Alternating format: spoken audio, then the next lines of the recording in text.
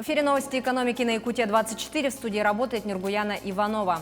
Число зарегистрированных самозанятых в России, несмотря на пандемию, продолжило расти и уже превышает 2 миллиона человек.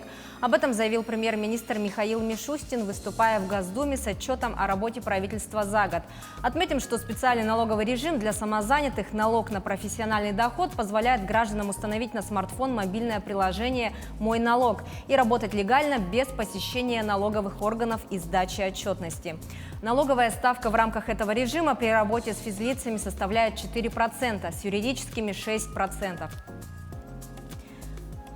Российские сенаторы разработали законопроект, которым предлагается продлить с 3 до 4 лет срок применения льгот страховых взносов для резидентов ТОР.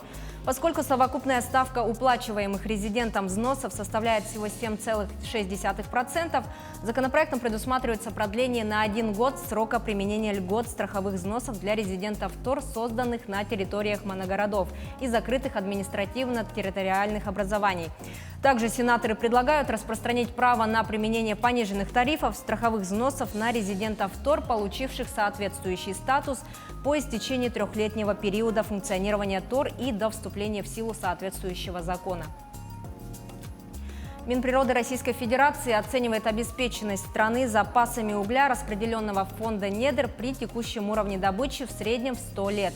При этом Минприроды подчеркнули, что в распределенном фонде недр учитывается только 17% от общего количества запасов. По состоянию на 1 января 2020 года общий объем запасов угля в России составляет 275,5 миллиардов тонн. При вовлечении в эксплуатацию запасов угля нераспределенного фонда недр обеспеченность угледобывающей промышленности вырастет не менее чем на 200 лет. Согласно данным Минприроды, запасы угля в России расположены в границе 22 угольных бассейнов и 146 отдельных месторождений. Более половины от общего количества запасов составляет бурый уголь. На каменный уголь приходится 120 миллиардов тонн, из которых 50 миллиардов тонн пригодны для коксования. Запасы антрацитов учитываются в объеме 9 миллиардов тонн. Порядка 63% запасов угля пригодны для условий открытой обработки.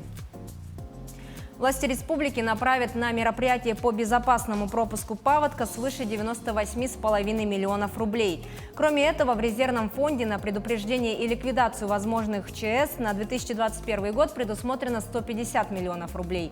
Отмечается, что из них 58 миллионов направлены на мероприятие по безопасному пропуску весеннего половодья, на аварийно-спасательные работы при ликвидации ЧС природного и техногенного характера и защиту населения и территорий от природных пожаров.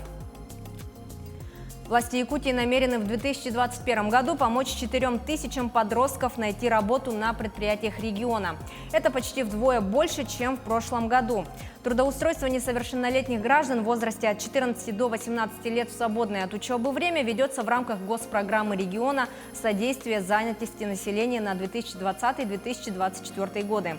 Всего на эти цели направят из госбюджета республики 22 миллиона рублей. В прошлом году с учетом пандемии в регионе удалось трудоустроить 2300 подростков. Из них 189 были заняты летом в оленеводческих хозяйствах. Алмазодобывающая компания «Алроса» в апреле 2021 года продала алмазов на сумму 383 миллиона долларов, бриллиантов на 18 миллионов.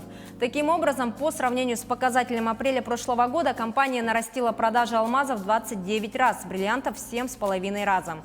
При этом в апреле 2021 года выручка «Алросы» от реализации продукции составила 401 миллион, что на 12% выше, чем в предыдущий месяц.